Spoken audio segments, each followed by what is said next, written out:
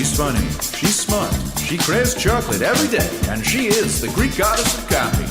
Here is your host, Ellen Karis. Hello, everybody, and welcome to Karis' Comedy Corner. My name is Ellen Karis, and this is the guest edition of Karis' Comedy Corner. I'm very excited about our guest today. She is one of my favorite comedians and people. But before we begin, let's get the ads out of the way. First, our sponsor, Baywalk Marketing. I'm so grateful for them. Go to their website, baywalk.net, for all of your advertising and marketing needs. They can help you with any kind of a flyer. They can help you with your social media. They can help you analyze the demographics of your business. They are also experts in the Greek community. Go to their website, hollywoodgreeks.com, to find out where all the Greek entertainment is, and hellenicfestivals.org to find out where there is a Greek festival near you. I promise this summer there will be Greek festivals. You will have a souvlaki. And our other sponsor is Baywalk Marketing. What Baywalk Marketing? Our other sponsor is, that was our sponsor. Our other sponsor, you know what it is? I'm trying to get off sugar and I can't think. That's the freaking problem. Our other sponsor is Select Flex. What is it? It's an orthotic. What's an orthotic? You put it in your shoe. It's also called an insert. Why do you need it? Because your entire body needs it for your alignment, your backs, your hips, your knees. Everything starts with the feet and works its way up. Your ankles. I do not walk around New York City without these in my shoes. I don't work out without these in my shoes. And let me tell you what makes these different versus some of the other over-the-counter ones is that it has an adjustability in the arch. It makes the arch firm, or extra firm, depending on what your needs are. I usually crank it up just to 3 because I like that extra support and I'm flat-footed.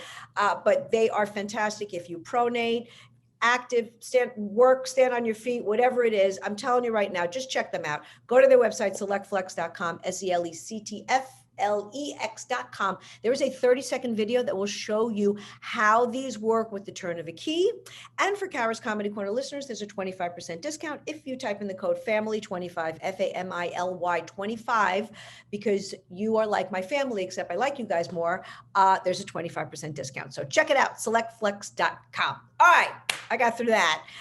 You know what? I'm so happy that our guest was able to make it today. She's incredibly busy. She's a mom, 2 kids, been at home locked down for like a year. She's got a million things going on. But I have to introduce her first as one of the premier MCs in New York City. Okay, when they talk about like top 5 people, our guest is on that list. It's so impressive. Harvard grad. Wrote 2 books, mind you, and is hilarious, has traveled all over, I believe, the globe. I know North and South America, according to her website.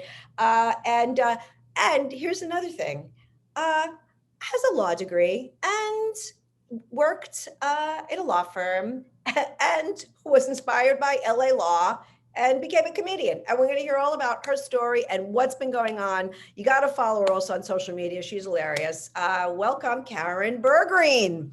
Oh my God, Ellen. I love you. Have you breathed? I mean, the ads alone. For one thing, all I want to do now is go to a Greek festival. Whoa. Didn't I run into you at the Greek restaurant near my apartment like several years ago? I am so glad that you brought that up right at the get-go. Okay, so there was, is it still there? It's by. Well, it looks, there's the 2. There's Ethos on one. There's Ethos, which is the one I ran into, which is like the fancy one. Okay. And then they had like the sort of casual one that they opened, which has become like my Cheers with my mommy friends in the neighborhood. It called Pathos. Pathos and Ethos looked like they were history last year. Ethos, I mean, so nothing's been going on, but Pathos, I love the Ethos, Pathos. Pathos is like right at the time, it was weird timing. Right at the time they said there's going to be no indoor dining, no anything. They just decided we're going to open. But now, and I noticed that there's some weird structure. Like I think they're trying to do, like they're getting ready for the spring to do the cafe outside. Because I don't know if you've ever been there, but you and I should go share a flatbread outside at Pathos. Absolutely. With like a nice white wine when it's warmer. Yeah. And we have we can have the vaccination or sit like downwind or whatever, upwind, wind. I don't know anything about sailing. I am in, but we did run into each other. It's over on the east side, mid east side by the Queensboro Bridge, Sutton Place, Right. really.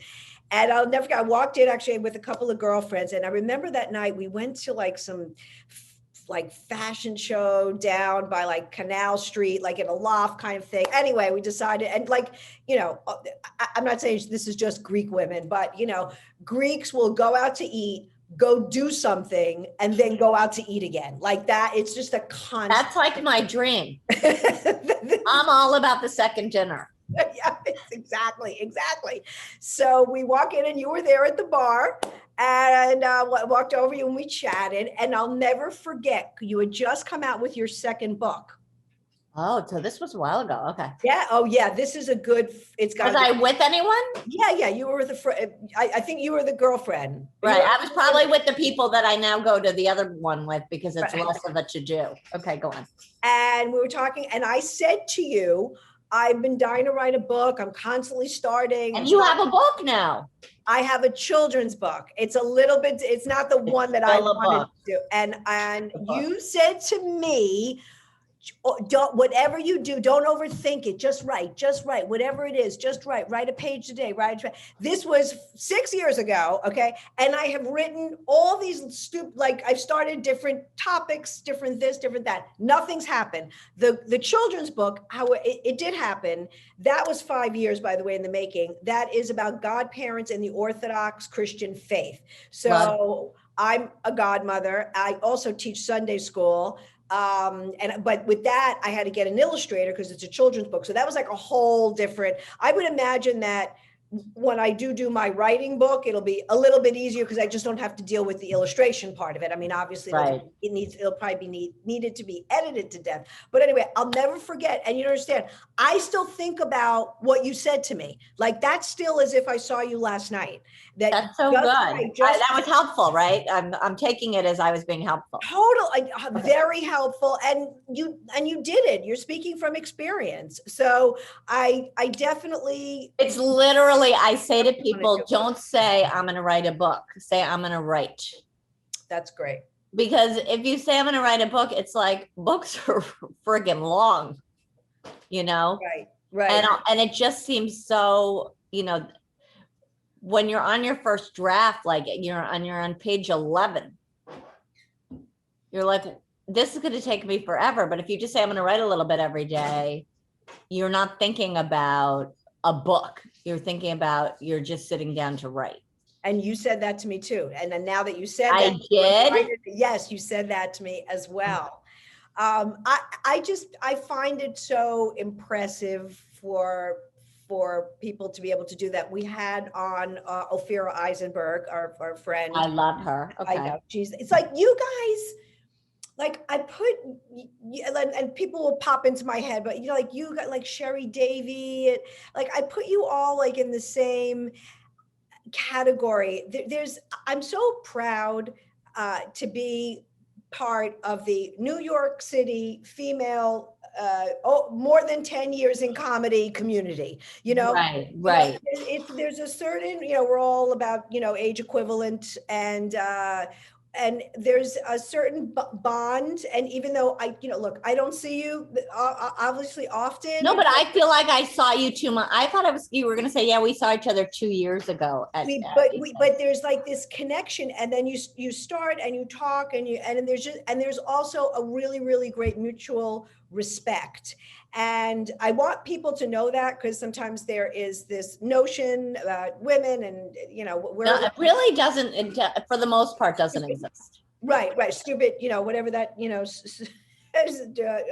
stupid, I'm losing my train of thought here, but the way that might look, or what that stupid rumor is. But so I put you in that, in that category. And I am not a mother. I am a wife, but I'm not a mother.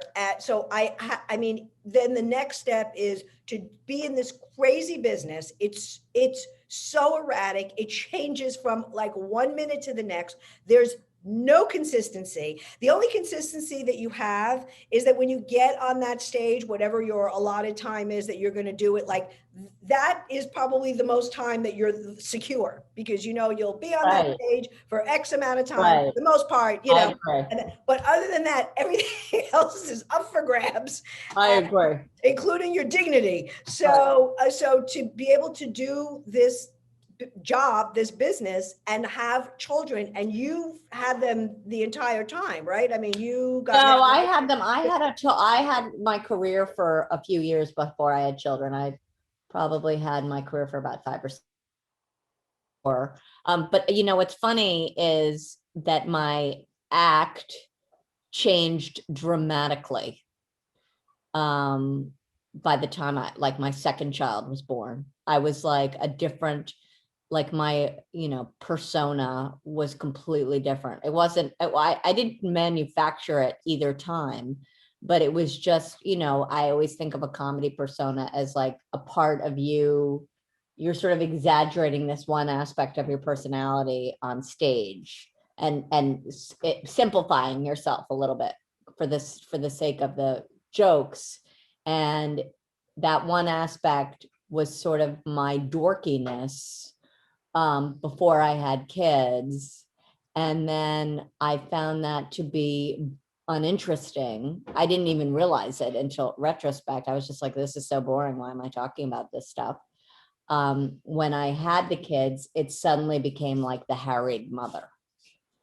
By the way, it didn't happen overnight. It was just like, those were the jokes that were popping into my head, that I like started to get hysterical, like not funny, like hysterical, like frantic on stage, just when I would describe things, because that's where I was. So in some ways, when you say, did you have kids the whole time? In this iteration of me, yes. And the answer is yes. So, but first of all, you're incredibly bright. You are an incredibly good writer, and I would only expect for you to always have an act that is evolving. And I say that because, and this is not a slam on anybody, whatever works, okay? But as we've seen over time, when we've been with other comics, there are some comics that sort of have some of the same jokes or some of the same acts, and I, you know, it's like I'll see somebody from whatever 5 years ago or 10, and it's like, you're talking about being single and this, and then it's like, dude, you're married, you like you have kids. Right, you got like 7 children. Right. So I always find that weird. Right. So it wouldn't surprise me that you're writing as things are happening to you and as you're growing, and you have a different thought process. And look, the way we think now is different from some. Totally. I mean, I have 10 years ago, 5 years ago. Or from a year ago. I mean, I think the pandemic, like my jokes that have evolved, that have emerged from the pandemic, are very different from my pre-pandemic jokes, just because the reality of it. I mean, it all has to, for me, like joke writing is about, you know, sort of some reflection of what's going, like something truthful. It doesn't have to be meaningful. It can be meaningful. It doesn't have to be. But I can't imagine like writing a joke about like, you know, doing something and delivering it either on a Zoom show or in the park show in front of people who haven't left their house.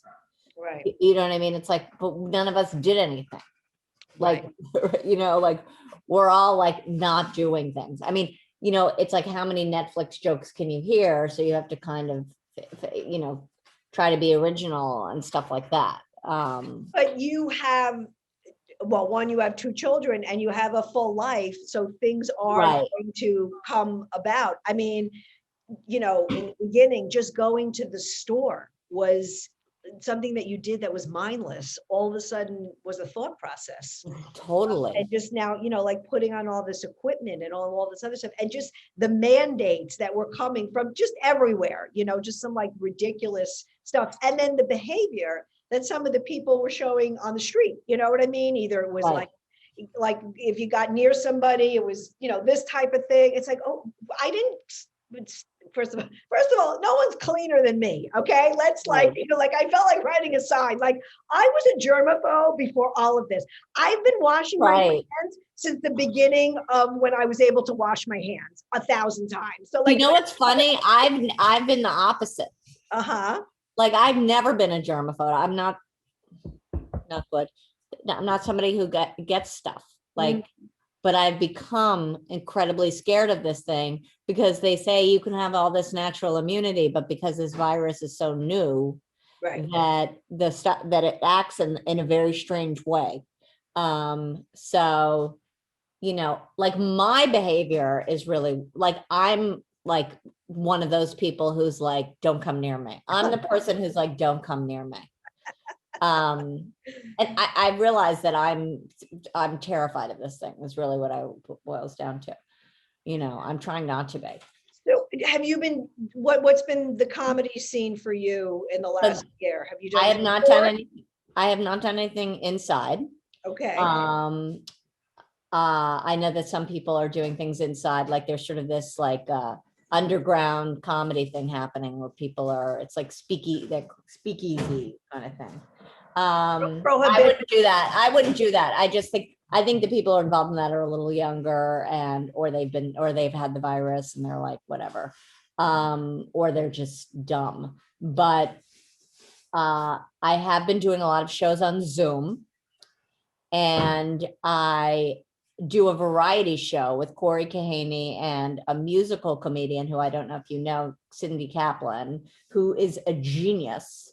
And we do that show once a month. It's called Ruthless Comedy Hour. It's a variety show. We have a little stand-up, but it's not really that. And we get great guests, and we have like one big interview. Like we've had, you know, Andy Borowitz, we've had, you know, Susie Essman, Judy Gold, Alan Zweibel, who was like one of the original writers of Saturday Night Live, is just like a great guy. Jim Gaffigan. Like we get like a big interview, and then we get like an A-lister comic who does, and then we do like interactive stuff with the crowd. It's a fun thing that we do once a month. That's been very creative for me. And then I've been doing I started a podcast too with, do you know Kyle Ocasio? Oh, yes.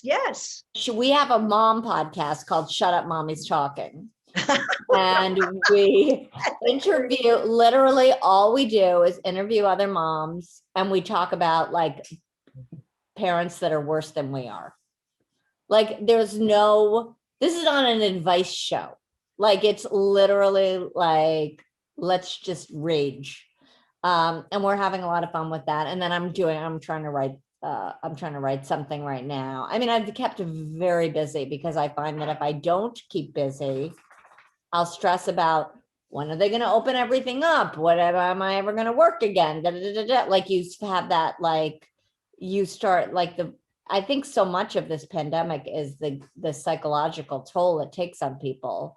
And I think you have to do, you know, I'm not in the program, but I think you have to do like the words from the program and just live this thing one day at a time. Otherwise you're going to be screwed because, you know, I mean, I do think the news has been good the past few days, but you never know. Like you just have to like, just kind of, you know, and I said to my husband, like about 3 months into it, I said, you know, I'm kind of getting used to this. And he's like, that's the worst thing you've ever said. Like, you should not ever be getting used to this. But you get into kind of the zen of it, the zen of like the not, you know, caring about I mean, I look like a caveman. I'm really sorry for my parents. No, first of all, I'm envying your hair, your luscious black hair.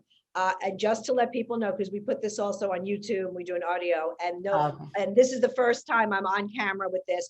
I'm doing Mrs. Maisel on Wednesday. I play a waitress, which I've done the last couple of seasons, and it's fun. It's the show is amazing. The cat, all that is great. And that is the only reason why this is the third time I agreed to have my hair cut. It looks so good. I was noticing it. I'm envious of the cut. Is it too short? It's way too short. First of all, it's supposed to be right over the shoulder. So does this look over the shoulder? And that's like the hair. Your hair length now is my hair length.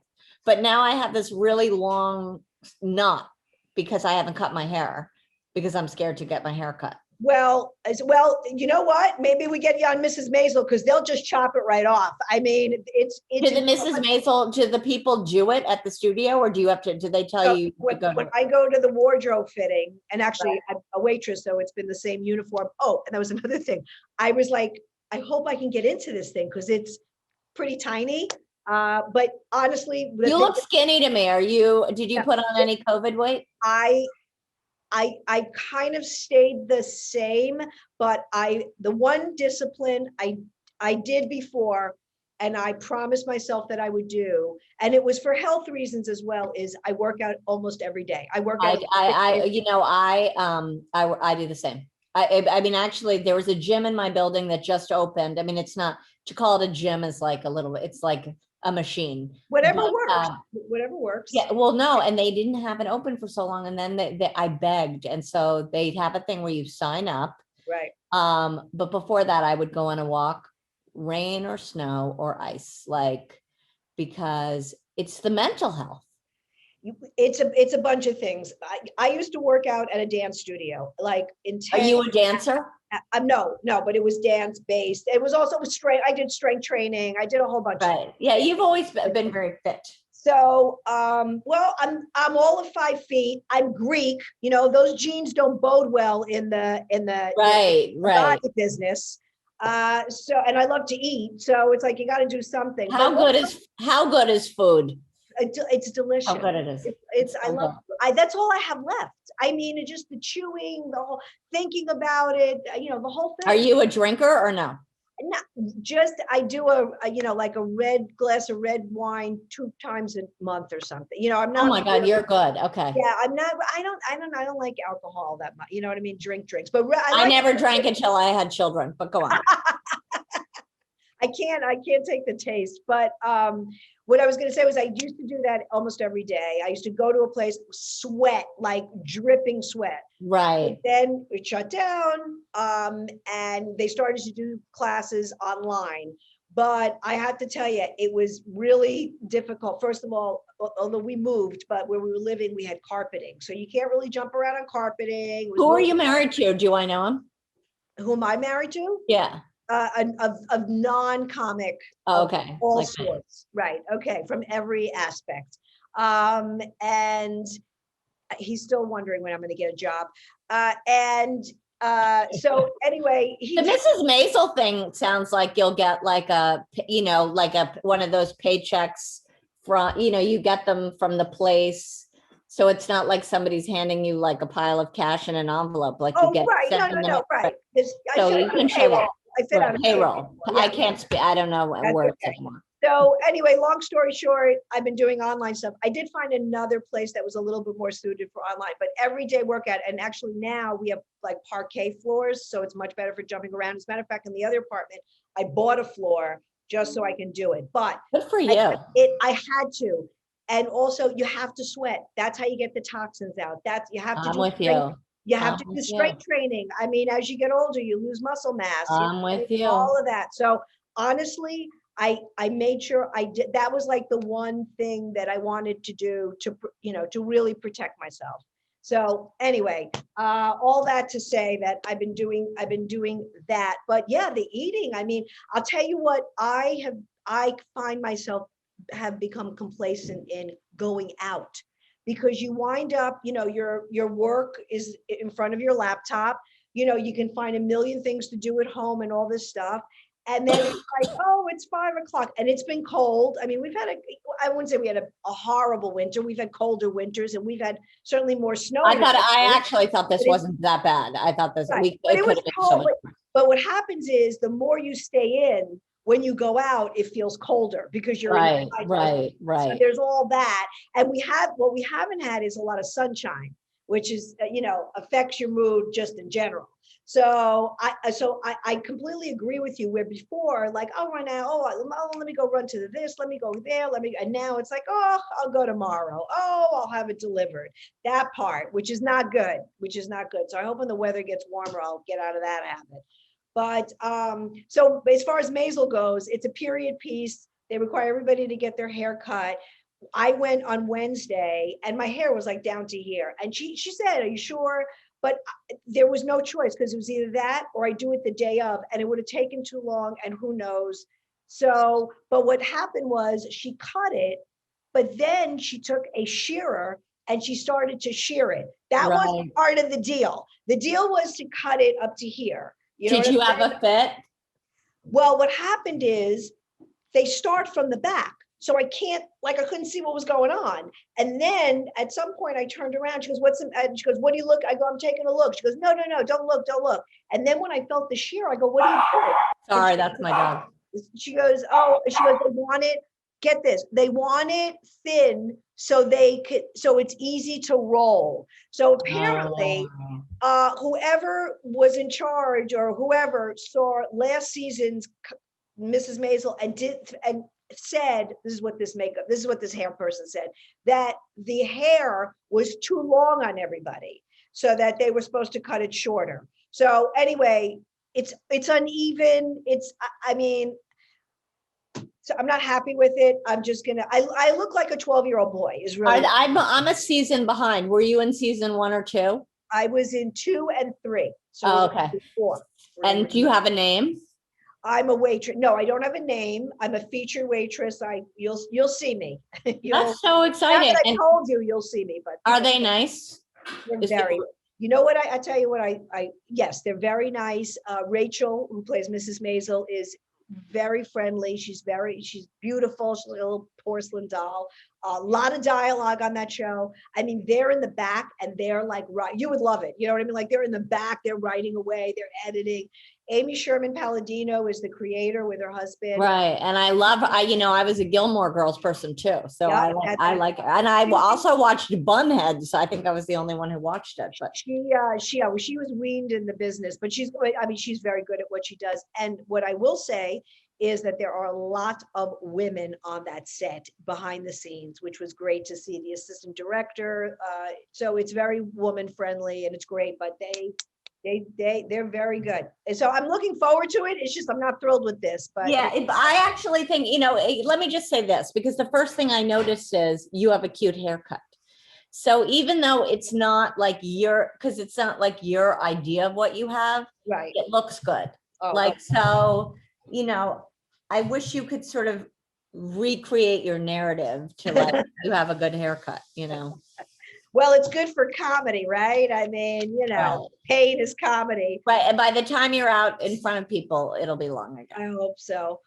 So let me ask you this, because you do a lot of emceeing, and Gotham is like your home club, isn't it? Gotham Comedy Club, they use you. I would say, yeah. Which is my favorite club, and it is a testament to how good you are that they use you so much as an MC. I mean, it just, they're very particular. They got a lot of great people, and they use you a lot. And I mean, I just think that speaks volumes. How was your transition to go from that and emceeing being really like intimate? It's not like you just get up and do your act, you're interacting with the audience, to doing Zoom. Like, what was the first experience like? Okay, well, my very first Zoom show was dreadful. It was horrible. I was embarrassed. I was unprepared. I didn't understand it. I didn't understand the timing. I didn't feel connected. I am not having that experience now, thank God. I don't know if it's as funny, but I really do feel very connected to people on Zoom. I teach stand-up, and I've been teaching the whole time, at least twice a week, sometimes 3 times a week. And I find that I've gotten closer with my students. There's something about the Zoom that it like takes away the intimacy in some areas and like puts more intimacy in others. I don't know how to explain it, but it's not just with me. Like my classes they're all very close with each other, and the same thing with the Zoom. So when I MC a show on Zoom, and I sort of am the show MC on this variety show I was telling, I mean, there's just 3 of us, but I'm the person who's kind of like comes out at the beginning and gives the instructions and brings people up and stuff like that. I mean, could you call me an MC of it? Yes. And I think that I instruct always the audience to be as interactive as possible. That if they don't have the barking dog, the screaming baby, the chirping bird, that kind of thing, put your sound on, like, put your camera on. Like, we want to see you. We're so appreciative. Like, I have been on some shows where people are mean to the audience. Like, they'll be like, what's your hideous back? I'm like, why are you being mean to these few people who are like tuning in to see you? It makes me angry. And I encourage like the chat function, stuff like that. And I have found that, for example, in this variety show that I do, which is like a consistent thing, we get like every show, we get a few more people, it's over like usually about 150 people, and 100 of them are repeat because they like the show, but I think there's sort of a club feeling with the other people, So I really have tried to, because I think, I always think that the key thing when you're on stage and when you're emceeing, and especially, is to be honest about what you're dealing with. And what we're dealing with is totally different. We're dealing with 2 dimensions where people get bored. It's hard to not be bored on Zoom. You have to address that and say to the audience, here's a way that you aren't going to be bored. Like, interact, like use the chat, like engage yourself so that you're part of the show, So that's, I find that to be different. I wonder, and I'm getting I feel like by the time we're going to be like released, I'm going to be like, oh shoot, I'm kind of used to Zoom. And I'm going to be like, I don't know if you did any shows in the park, but like the first time I did a show in the park, I was very nervous because I was like, I haven't seen people. I really hadn't. I think I did a show in the park before I'd had like a distance coffee outside with somebody, And let me say that the park isn't the normal atmosphere of where you do comedy. No, it's and like, I it's kind of like the last place you really want to do comedy. So cool.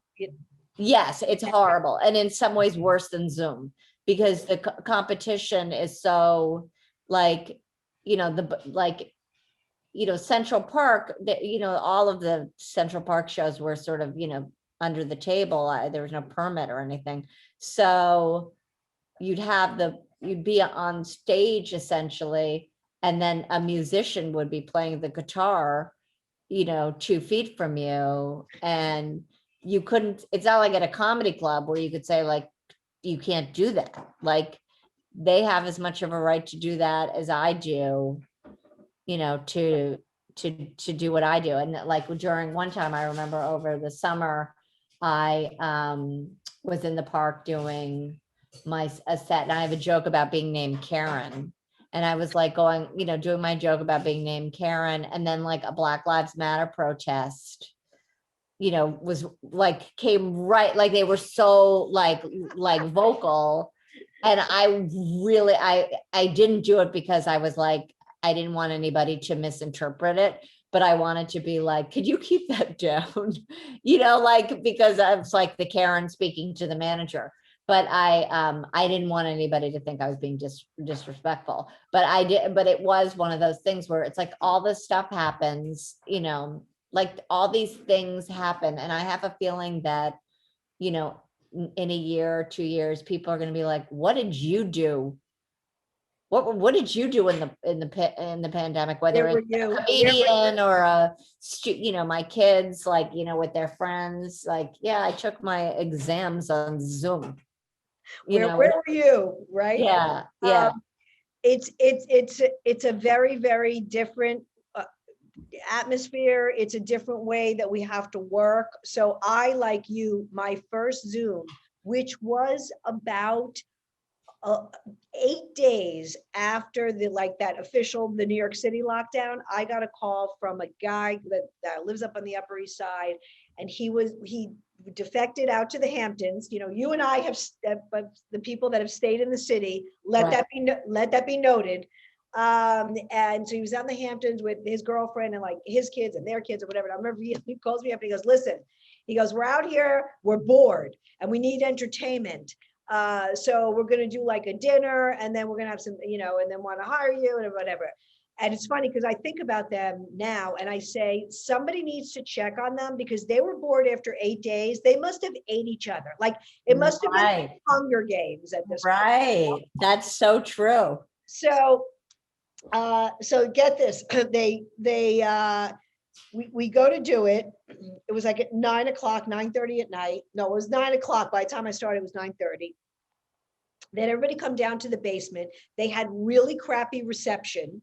And before me, they had their dinner. They said they catered like a big Thanksgiving dinner. So a lot of tryptophan, a lot of turkey, a lot of stuffing. And before me, they had a magician for an hour. So here it is now, 9:30, all that. They had a magician for an hour on Zoom? A magician before me, right. Oh God, kill me. So the connection is, but they finally get everybody downstairs. I don't know, it was about 15 of them. The dog is walking back and forth. There were a few of them, they're on the couch and they put their feet up, so like they're all the way back. All I saw was their feet. They're disgusting. So they were all in the same square? Yeah. They were in this house together, right. And it was but they hired me. I'm like, and I just, and you've done Did this. you have any pandemic jokes at that point? I did. I started off with that. I did. And I did what we do when we have to is you just turn the switch on and you just go, you know what I mean? And I was just rambling. I wasn't looking for any feedback or anything. And I just did my thing. I think it was for 45 minutes, which now I tell people, honestly, if it's just me, half hour is plenty. If you're, I even think honestly, half an hour is too much on Zoom. I think if they're bored. If you're with me, I'll stay. You know what I mean? Like I won't just stop, but if I see people are fading, I'm out, or I'll wrap it up. And then I've learned things. So I would say by my third one, I was on a show though. So the second one, I forgot what I did, but the third one, I was on a show with other people and somebody else was running it. So I just had to hop on and I had a good set and I felt more comfortable. I kind of found my groove of what I needed. Totally. And I do have to say that I've done quite a bit. And in December, I was incredibly busy because I wound up getting a lot of like corporate holiday shows. I got the call like, hey, listen, we usually do a party. We go to a steakhouse and blah, blah. But, we want to do something for the employees. And I wound up doing that. I mean, you have to adjust the pay because you're not obviously traveling. Totally. You have, right. It's like, you have to be sort of grateful for any pay. Right. So, you have to be malleable and you have to be able to figure out what your price points are, what your time point is, and all of that. So all that to say, I'm grateful, like you, I've been doing it. Sometimes I think I like it a little too much because we need to go back out there. And in a couple of weeks, I am supposed to, I'm waiting for like the confirmation. I'm scheduled to do a Greek show on the 20th of March in Fort Lauderdale. So, so the social distance and all that other kind of stuff. So it'll be interesting to see how that's going to. I mean, I'm sure they're not going to cancel it. So the question is whether you feel safe, like on the flight and all that stuff. Yeah, like, I haven't taken a flight. Yeah, I'm scared to go on a flight. I mean, I know I have friends who've gone on a flight and they're like, it's not that bad. Like they have these air circulation things. Like you have to just make sure your airline has it and get the double mask and then get the see-through thing too. Yeah, usually I just wear a mask, but I probably will be a little bit more guarded. But I have to believe. Usually I'm not, I'm not trusting, but I have to believe that the airlines have done what they need to do because they have people that do that for a living and they're on the plane. So also they're liable. Like if, it's now against the law to go on I mean, now there's like more protections for. Well, I have to say, not that I'm in love with the mask at all. I think it's a whole pain in the ass, although of course I wear it.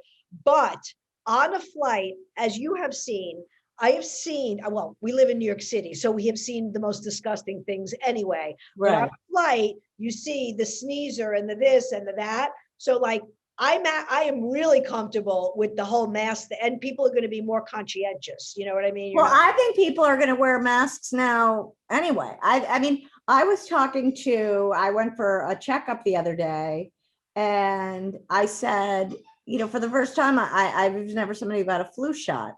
And just because I'd never really gotten the flu, I was like, I don't know, maybe I have something in my body that doesn't get the flu. Like I have a kid who gets the flu all the time.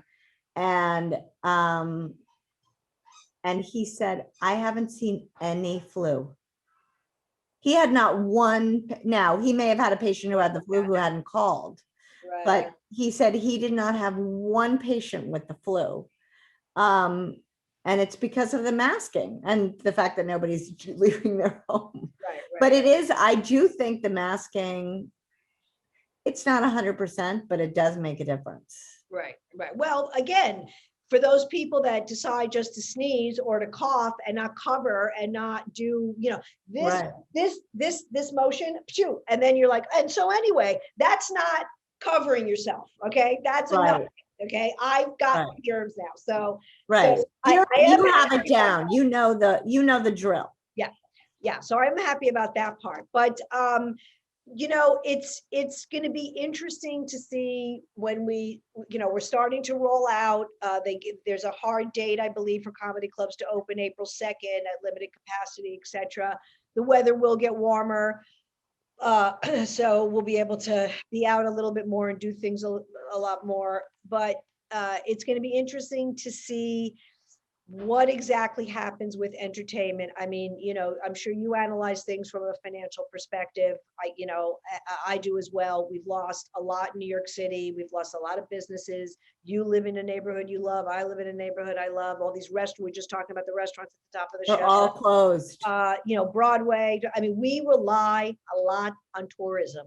So even when things start to become more open, are people going to come? Like, what's this place going to look like?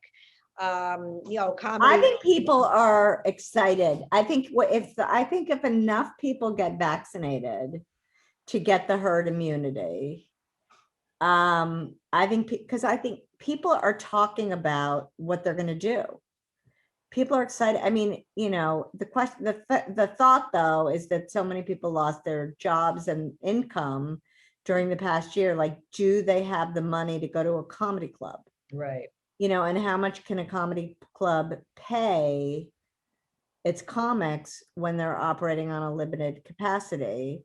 And is the comedy club ticket going to be more expensive because of that? But you and I also do a lot of fundraisers, private fundraisers. Totally. And those are going to really be in need. So hopefully that'll be something, for everybody. Right. To have a good time and to raise, some money. But Right. Yeah, exactly. Like if are people going to have the disposable income to blow on, 2 drinks, a cover and all that other stuff. Right. Well, the one thing is I think everybody's become like an alcoholic except for you. So they're going to be drinking more than 2. Oh my gosh. I mean, listen, it's been, instead of alcohol, chocolate is my drug. So I have every single thing. Chocolate, chips. I love chips. I discovered last night Ruffles lime jalapeno. And I cannot say enough good things about it. That it's, I'm not a salt person, but that sounds really good. Speaking of snacks, so what has it been like with your kids at home? You had some hilarious videos yelling from the kitchen. I just watched you yell and I was crying. Like that was so funny. But it is, I mean, we are a year into this. So I don't have kids, but I have I have nieces and nephews. My 2 nieces live here in the city, so I know about the public school system here, and then the 3 other ones live out in the suburbs. But so I'm involved on that level, right? But I'm not dealing with it in every day, every minute, right? What I mean, what has it been like? If you had to sort of give it its own story from start to like where you are now. Well, I would say the first couple of months of the pandemic, I was certain we were headed for divorce and that my kids would be taken away from me. But I feel like we all found our rhythm. Like, my husband and my marriage is predicated on the fact that we both travel and we're not home together all the time. He really needs his own thing. It's just who he is. And I don't want, like, I'm the person in the house that's like, where's this? Ask mommy. Can I have some food? Ask mom. So there's never a time of day where somebody isn't asking me something. And it just got really like, it was just stop it. Stop asking me stuff. Stop. Like, just everybody was doing stuff. That's on the one hand.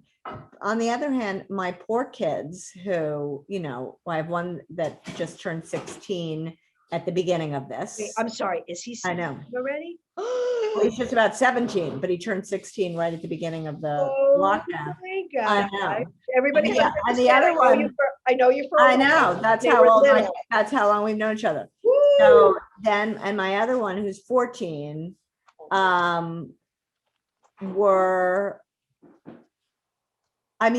it's funny because the older one is like a runner and kind of like takes over, like he'll get up and go running every day. He kind of like, he'll study in the kitchen, then he'll study in my room or the living room. Like he's kind of all over the place. My other kid, like, it's like, I almost was like throwing meat into his room and then closing. It was like having like a dangerous family animal, but he's like, he's a sweetheart. He's not dangerous, but he just really like, for him, it was all about the video, watching TV, playing games. And I wouldn't call myself a total tiger mom or a helicopter mom, but I'm a little bit like, you should be doing that. Like I have a little bit of that.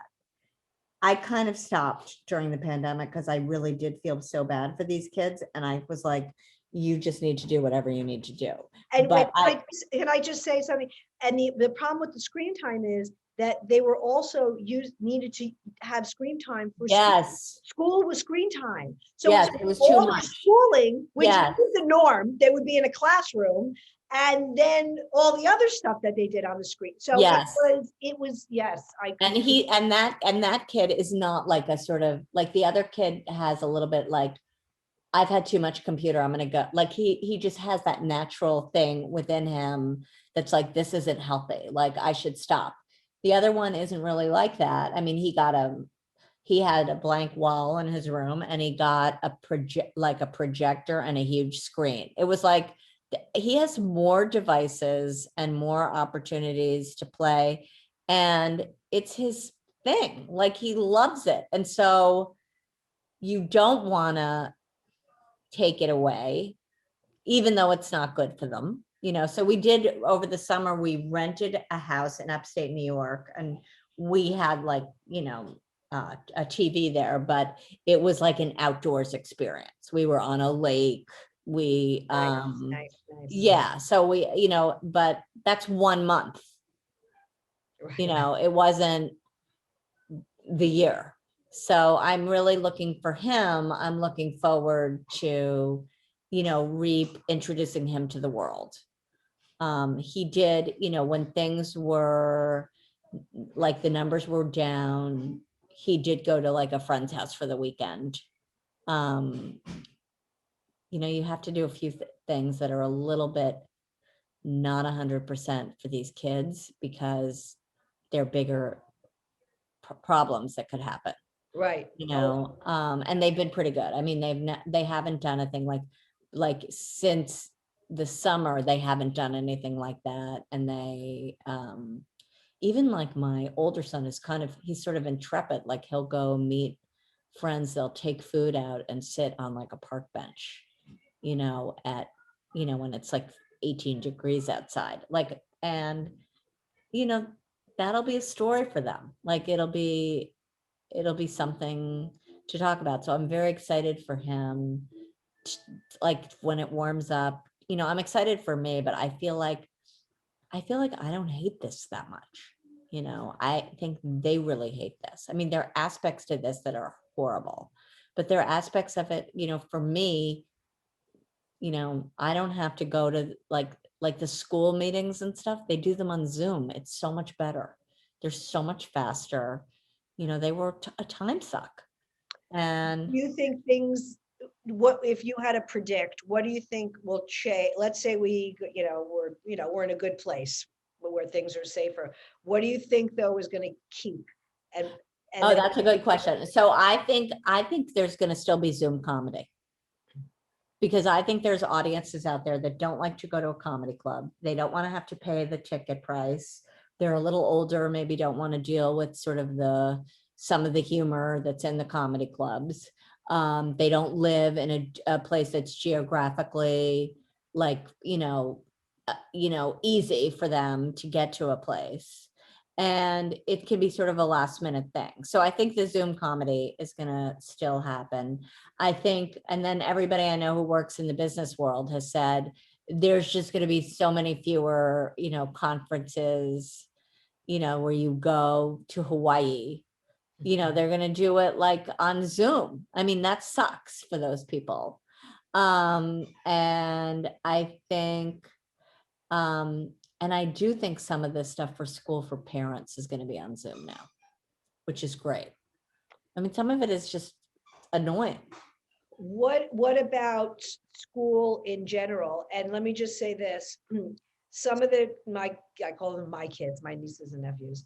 Some of them are like my one niece who was having a lot of behavioral problems in school. There was a whole, talk about 13, 14-year-old girls. This is actually for her been a good thing. Right. She got out of the environment. She pared down the friend group. She's not running around all over the city. We're not worried about where is she. I totally have that. Like, I'm not worried about that. She's been able to focus. Right. And has done better, and now has morphed and found her passion for designing and drawing. Like she had the drawing thing going, but she couldn't focus because she was too busy going here and going there. And so in her case, it's been a complete positive. My other niece, like school, got to go to high school. She was finally getting out of the Upper East Side, and she was excited to go to a new neighborhood. And she's a good kid. She's a great kid. But she also needs in-school learning. She's that learner. So she's a good kid. I think she's gonna be fine because she's such a good kid. Things are good, and she is smart. But in terms of like school wise, I think she's going to fall behind. Right. Like when they start applying to colleges and all that, because we're going to. So I have that next year. My older son is going to be. How are we going to? How are you going to be able? How are the admissions going to be able to pick and choose who's going to go and who's not? That these kids have been at a disadvantage. Well, right, but they've all been at the same disadvantage, right? And so the admissions people go by grades anyway. So I don't think they're going to care if somebody isn't a good learner because of the pandemic. I think that so many people are applying to college. So I think it's totally unfair. That's what I think. I do think it really depends on I do think like there are certain kids also who are picked on or whatever, like this thing's been a total boom for them. They don't have to be bullied at school. It's much harder to bully people on Zoom than it is like in the stairwell, Right. I mean, you can do stuff online and everything, but I do think, I don't have this issue with my kids, thank God, but I do have friends who have, and it's usually daughters who are like, they're on the outs, like nobody, everyone's a clique. And for whatever reason that girls are so mean, they're not in the clique.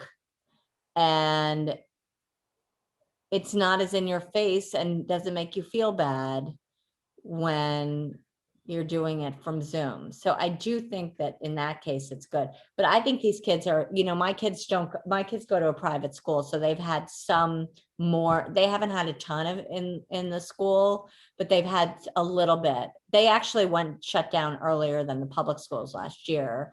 And then they had a little bit this fall, then it closed down. And then one of them is back, the other one is not. Because they're like every week there's some case, and they tell you when there's a case. And if your kid has been near, so my little son's class, it's a super spreader, like everyone there every week there's like somebody or two somebodies that have it. So, but my older son was like, I can't do this anymore. You need to put me back. And I had to do it because he's applying to college next year, and I can't, I feel like I'm risking a little bit. It's not the school, it's the transportation. Oh, interesting. Speaking of college, I don't want to gloss over this, but you are a Harvard grad, which I find incredibly impressive. And you have your law degree. When you think back of your applying to college, getting into Harvard, Right. your whole, what you went through versus your kids, like what, does it blow your mind about how some things are so different, or what kind of well, let me just say this. I would never get into Harvard now. Never. Why do you say that? 57,000 people applied this year. It's a ridiculous proposition, if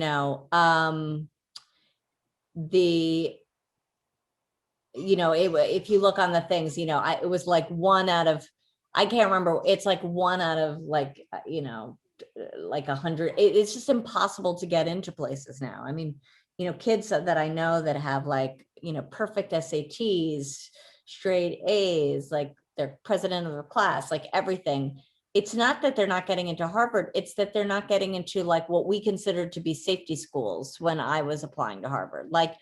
It's like Harvard is so not even unless you're sort of like some genius or you have some sort of institutional advantage, it's not even worth your time. There are, I have a good friend whose son has perfect grades and has had perfect grades since basically kindergarten. And I said, you should absolutely apply to her.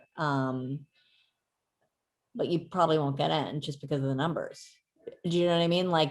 The numbers are so bad. And my son has excellent grades, but they're not perfect. They're not absolutely perfect. And so, there's no room for, that's the thing. I don't know if I would want my kid to be in a school where people didn't have a blemish on their academic record. What does that say about these kids, during their high school years, that they never experienced a little drop? And I don't know that I'm a big fan of make a mistake and figure it out. And the thing is, these kids haven't made a mistake yet.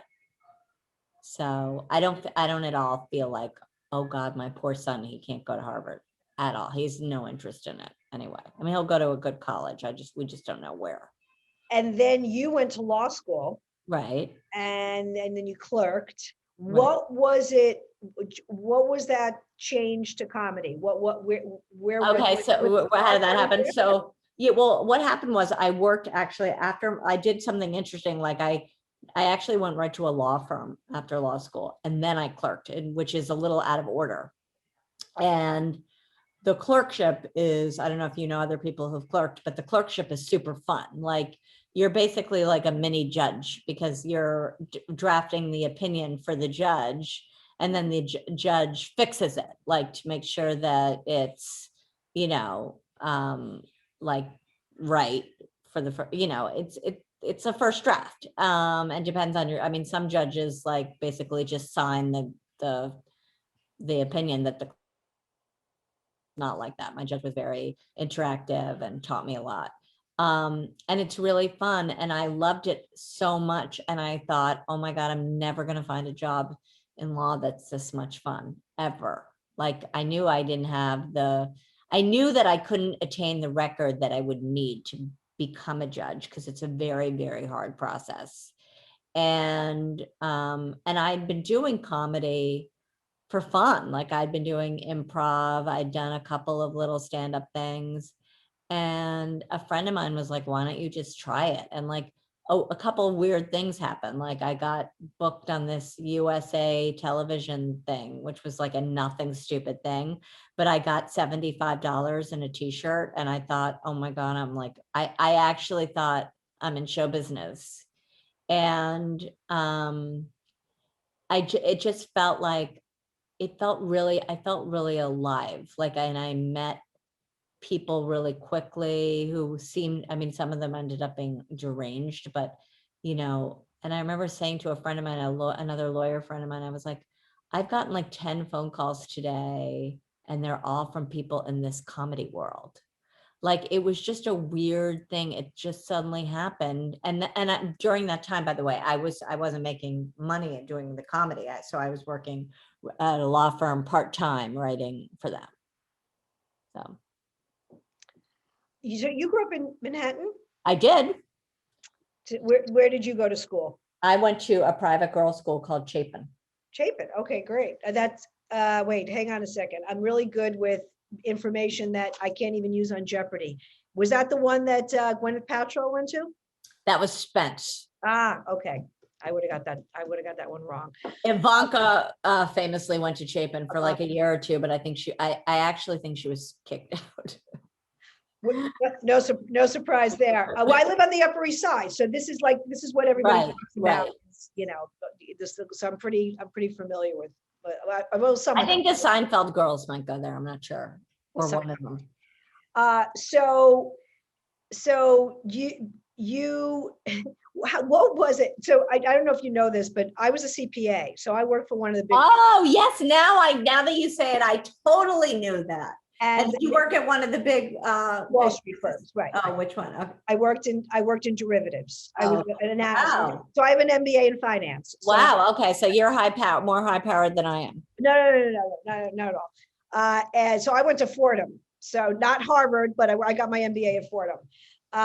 So I didn't do any performing, and for me, it was more about. When I was sort of done, I was going to take the CFA exam. And then I was like, you know what? I am so like, my life is so dry. I've got to like do something fun. And and like you, I watched a lot of TV. I loved sitcoms. That was my thing. And so I was like weaned on sitcoms. So very long story short, I took my first improv class ever. And then it morphed, and then I took acting and this and that, and then ultimately I went to the comic strip and with DF Sweetler, who is still there, and took a class, and and it evolved, and open mics and bringer shows and blah blah blah blah blah. Long story. So we have a similar probably thing, like I connect with you, right? I always love to hear people's stories, like I love it, the origin story. I don't care what you're doing, I want to hear your origin story. But for people like us that went and did this non-comedy thing, like the non-comedy route, to go and to flip and to do it, it's like we're like our own little club, because it's just something you needed to do. It's like, yes, I know I have potential to make, I know, nobody loves money more than I do. I get it. But I don't want to be miserable. I don't want to be miserable. Exactly. And I remember thinking I was miserable when I was in my law firm. I remember looking around and feeling numb and thinking and looking at people and saying, is there anybody here that I want to be? And there was nobody. Did you have that? Like, yes. Yeah. Yes. Or my God, they're so weird. They're so awkward. They're so like, they don't even know how to. So it's like their EQ is just so non-existent. So yes, I get it. And it's not to put anybody down. It's just like, I wanted more expression. I wanted and everything was like so serious. People would talk about journal entries like you're going to do a blood transfusion. It's like, okay, Right. okay, so cash is a little off. It's okay. We'll figure it out. It's like, Right. as long as nobody's stealing money. So it just got crazy. I was an auditor for many years. So, I get it. You were a monitor? Auditor. Auditor. I was, Okay. I was like, monitor sounds like a legal job. yeah, no. So, and we have a lot of lawyers in my family, so I'm very familiar with the whole law and law school, and somebody, well, I can't say who, but they work in the DA's office, so I know a little bit about all that. But you have to tell me who that is offline, because my husband worked in the DA's office. I will. In Manhattan? No. Oh, okay. Okay. No. Just, I need you to plug your books and just talk about your books for a moment, or as long as you Okay. So I've written 2 novels, both sort of romantic, funny mysteries.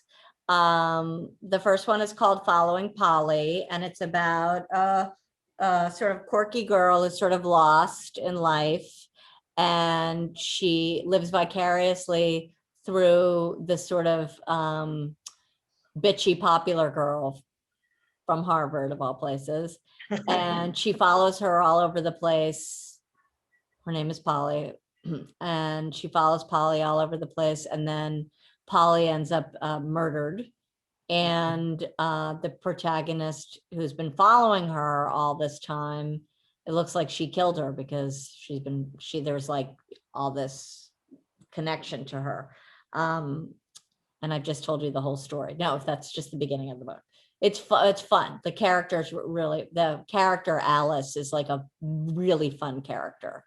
And then my other book is called Perfect is Overrated. And it's about a woman who is a DA, of all things. We were just talking about the DA's office, who is an assistant DA. And she has postpartum depression. And then she has like severe postpartum depression, like can't leave her house. And then what pulls her out of it is that one of the like meanie mommies from her kids' nursery school is murdered.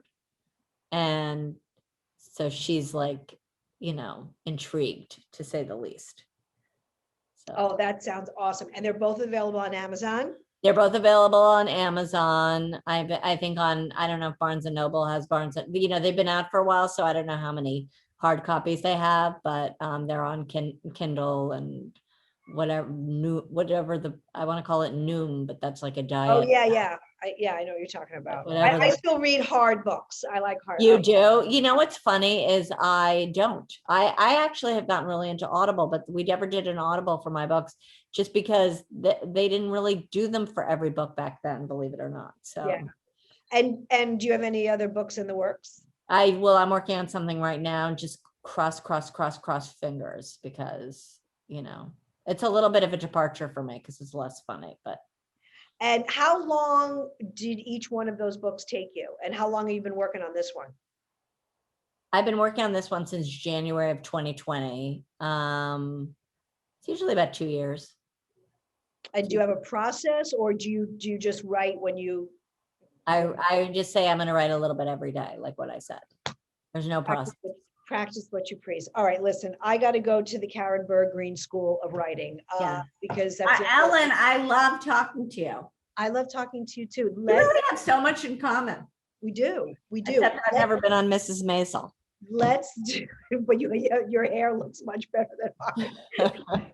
Let's do that drink whenever you're ready. Yeah. I cannot thank you enough. Everybody, you have to go and follow Karen Bergreen, Bergreen. Very easy. You have a website, karenbergreen.com. Yes. You're on, I follow you on Facebook. Are you on, I have to start following you. Are you on Instagram and Twitter? I am on Bergreen Karen on Instagram, but I like the Facebook stuff. And if you're listen to my podcast too, when you're like, if you want to add another podcast after Ellen's, listen to Shut Up Mommy's Talking, which is available on Apple Podcasts. We have to expand it. I'm sure you've done all that. That's hilarious. And Kyle is very, very. She's fun. really fun. We have good like podcasting, you know. We don't even know each other that well. Like we just kind of bitch and moan during the thing. I love it. It's good. Women coming together. I love it. That's the way I like to roll. Thank you so much. Thank you, Ellen. Thank you. I'm Ellen Karis. Follow me on Instagram and Twitter at Greek Chick Comic, Ellen Karis, Greek Goddess of Comedy, Facebook, and just go to my website, ellenkaris.com. You will find this podcast and all the other ones that we have had these past 7 seasons. Thank you, everybody. Until next time,